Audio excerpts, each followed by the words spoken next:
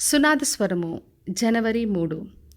ఈ కాలమున యెరూషలేమునకును యూదా వారికిని మేలు చేయనుద్దేశించుచున్నాను గనక భయపడకుడి. జకర్యా గ్రంథము 8వ అధ్యాయము 15వ వచనం. ఈ కాలమున మన ప్రభు మనకు మేలు చేయ ఉద్దేశించున్నాడు గనక భయపడొద్దని వాగ్దానం చేస్తున్నాడు. మన దేవుడు మనకు మేలు కలగచేస్తాడు. తన మంచితనమును, తన మహిమను మనకు చూపిస్తాడు గనక మనం భయపడకుండా ఆయన యందు విశ్వాసం ఉంచాలని ప్రభు కోరుతున్నాడు.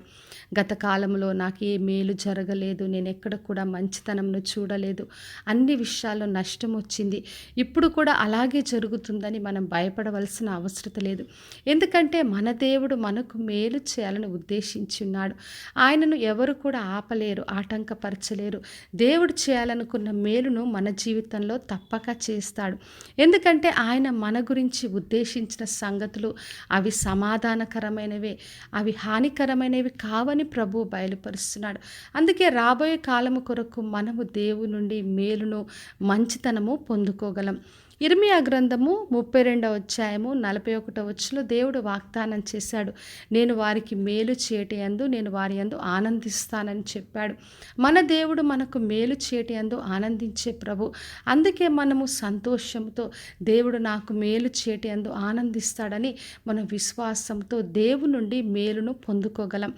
అపోస్తల కార్యములు 10వ అధ్యాయం 38వ వచనంలో దేవుడు యేసు ప్రభువును పరిశుద్ధాత్మతో శక్తితో అభిషేకించినప్పుడు దేవుడు ఆయనకు తోడై ఉండి ఆయన మేలు చేస్తూ వెళ్ళాడు, అందరినీ స్వస్థపరిచాడు, విడుదల కలగచేశాడు. యేసు ప్రభు అందరికీ మేలు చేసే ప్రభు. ఎవరు ఆయన దగ్గరికి వెళ్ళినా ప్రతి ఒక్కరు కూడా ఆయన నుండి మేలును పొందుకున్నారు. ఆయన నుండి క్షమాపణను, రక్షణను, స్వస్థత, విడుదల అన్ని మంచి కార్యాలు ఆయన నుండి పొందుకున్నారు. మనం ప్రార్థన చేసినప్పుడు మన తండ్రి తప్పక మనకు మంచి ఈవుల్ని ఇస్తాడు.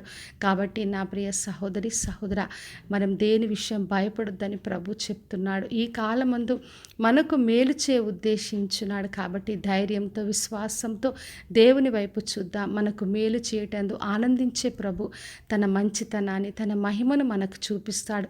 కాబట్టి విశ్వాసంతో ఆయనను ఆశ్రయించి ఆయన నుండి మేలును, గొప్పతనంను మనము పొందుకుందాం. ప్రార్థన చేసుకుందాం.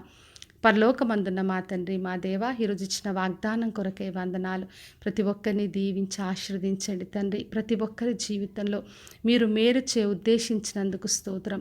మీ మంచితనమును, మీ మేలును అందరికీ బయలుపరిచి మీరే మహిమను పొందమని యేసు నామములో అడిగి వేడుకొంచున్నాను తండ్రి. ఆమెన్. ఈ శుభవచనము వినిచున్న ప్రతి ఒక్కరి జీవితంలో నెరవేర్చబడునుగాక.